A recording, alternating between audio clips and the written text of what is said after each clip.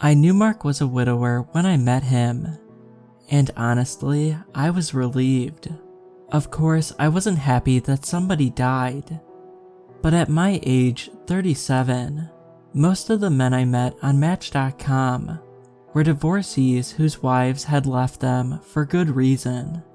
Affairs, gambling, really poor hygiene. So Mark was a standout. Nothing had gone wrong in his marriage. His wife had just sadly gotten cancer and passed away. After a few dates, I knew he was the one.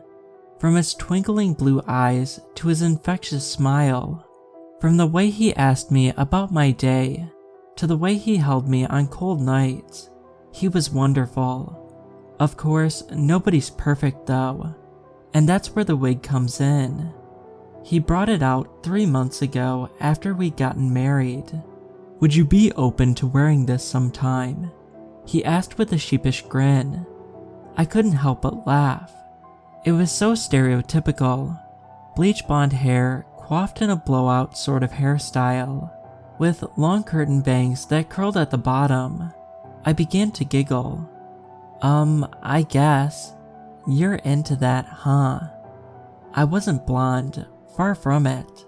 My hair was nearly black from my Hispanic ancestry on my dad's side, but it didn't bother me. If I were younger, I'd be up all night wondering if he secretly hated how I looked. But now, I was old enough to know people have fantasies.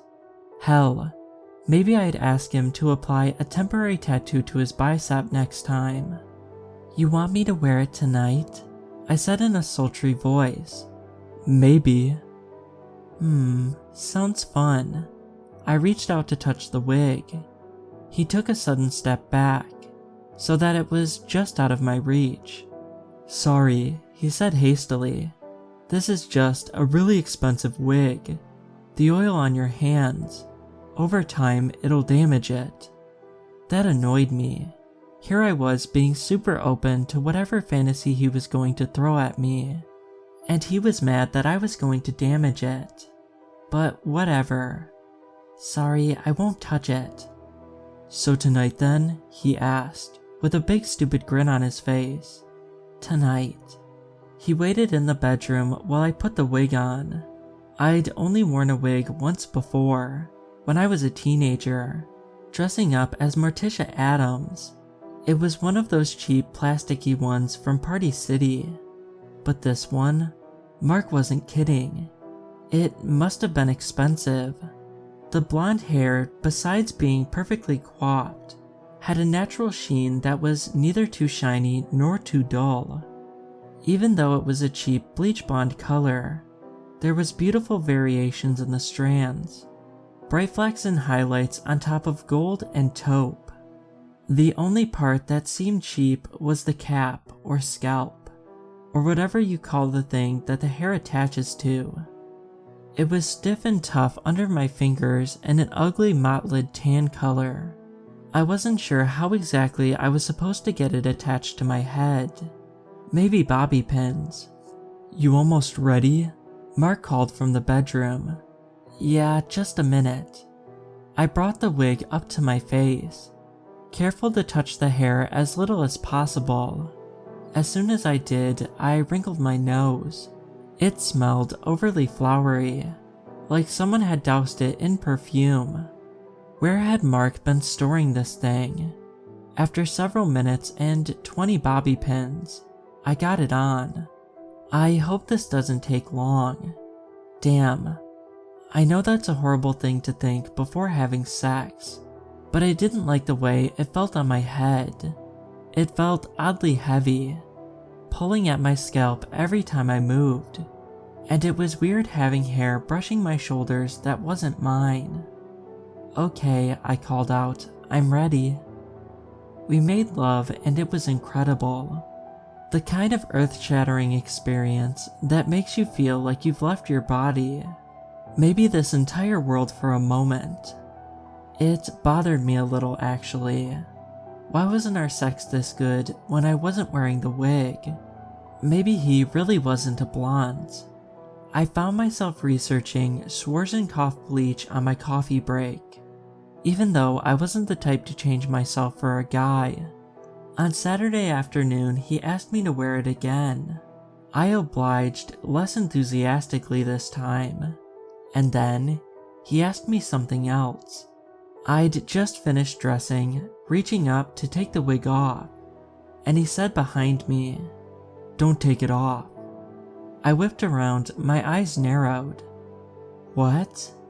"Sorry, I meant..." He paused, as if carefully wording what he was going to say next. "What if you didn't take the wig off right away? What if you wore it a little longer? You know, cooking dinner, hanging out." Okay, this was too far. "I'm not going to keep it on." "Why not?" I scowled at him. "For one, it smells, and it's uncomfortable. I don't like it." I could see the look of disappointment on his face. I'll be honest, it hurt. What was wrong with my own hair? If he was so obsessed with blondes, why did he marry me? There were thousands of blonde women out there. Why not marry one of them and forget about the wig altogether? "Can you just keep it on for a little longer? You look so beautiful." He smiled at me. "It really just becomes you." I was really annoyed at this point. Like, seriously annoyed. But I was old enough to know that bargaining was a much more effective way to make both of us happy. "I'll wear it if you make dinner, but as soon as we're done eating, I'm taking it off." "Sure." He grinned at me. That stupid big grin that I was really starting to hate. Over the coming weeks, the wig situation escalated. Almost every weekend, Mark brought it out of the closet, holding it in his hands tenderly, carefully, as if it were a delicate little kitten. "Want to wear the wig?" he'd always ask, as if it were my idea. I didn't want to wear it, but when I did, I noticed Mark did some extra things for me. Cooking dinner, doing the dishes, buying me gifts. Slowly, I began to just accept it. If wearing the thing got me out of chores, what did I have to lose? And besides, it wasn't such a big deal. I didn't wear Spanx or push-up bras or lots of makeup. Was a wig really worse than those? I will say though, it was weird how Mark seemed against the idea of me bleaching my hair. I figured that would be a better, more permanent solution, but he was 100% against it. He threw out every reason in the book. It's so expensive, and it takes so much upkeep. You'd have to do the roots every few weeks, and besides, the wig just becomes you. I hated how he said that. The wig becomes you. Like the wig was becoming an appendage, a part of myself. In the end, I don't know how I let it go on for as long as it did. I guess I just told myself it was a stupid fantasy that he'd get over sooner or later. Boy, was I wrong. I'd never seen a photo of Mark's first wife with hair. The few photos of her memorialized Facebook page were after she started chemotherapy. She was either wearing a hat or a bandana, never a wig, despite Mark's apparent obsession with them. But one night, I got curious about her. Curious if he pushed this weird stuff on her before the cancer. Did he make her dye her hair, wear a wig, or was she naturally blonde?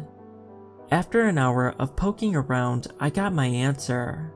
There was a wedding album in the attic, tucked away with some of Miranda's belongings and stuff from their life together. Mark was out with some friends. He wouldn't be home for a few hours, but I still got a swoop of nervousness in my stomach as I pulled it onto my lap. Our wedding album, it read in gold scrolling letters across the faux white leather cover. And there, on the very first page, was my answer. Miranda had the same hair as the wig. I mean, exactly the same. The same color, varied shades of gold. The same hairstyle, blown out with curtain bangs. It was identical. is she wearing the wig? Or I didn't want to consider the second possibility. Maybe that was her natural hair, and he'd gotten an expensive, custom-made wig to look exactly like it, and he was making me wear it so I'd look like her, so he could pretend I am her.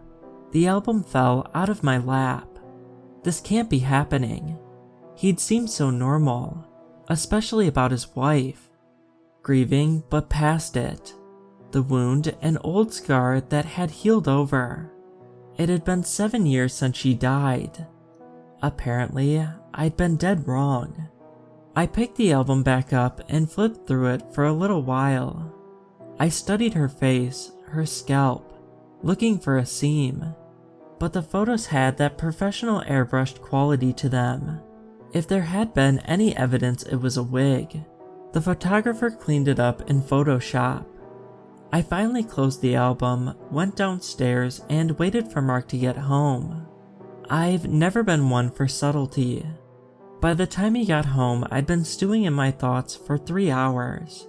I'd brought the wig down and put it in the middle of the kitchen table.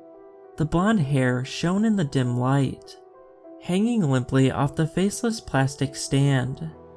Then I heard the jingle of keys, the click of a lock, his footsteps as he came towards the kitchen. You made me wear that wig so you can pretend I'm Miranda, right? He froze in the doorway. Yeah, that's right, I got you. I slammed the album onto the kitchen table and pointed at the first picture. Miranda's hair looks exactly like that wig. His face went white. He opened his mouth and closed it a few times, as if trying to find the words. You don't understand, he finally choked out. Oh, I think I understand perfectly well. You're playing some sort of sick game, where you're trying to turn me into your dead wife. He swallowed, glanced behind him as if afraid someone was crouching there, listening to us. Then he turned back to me, his voice lowered. I only made a wig out of her hair because... Wait. My stomach dropped as I parsed what he was saying. Did you just say a wig out of her hair? It's her hair? He sheepishly nodded. I stared at the thing, my stomach rolling. Golden strands hung limply off the wig holder, draping onto the table. A dead woman's hair, of course, I should have known. It looked so beautiful, so real. And that hair had been on me. Bobby pinned to my head, brushing against my shoulders, my bare shoulders. Damn, I even pulled one from my nether regions the last time we had sex. I felt sick. I'm leaving, I said quietly, shooting up from the table. I ran up the stairs and grabbed my overnight bag, wildly grabbed clothes off the hanger, stuffed them inside, grabbed my laptop, chargers.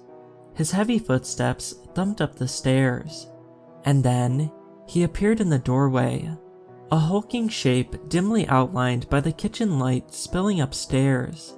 Leave me alone, I snapped, shoving my clothes in as fast as I could go. Surprisingly, he didn't reply. No apologies, no pleading with me to stay.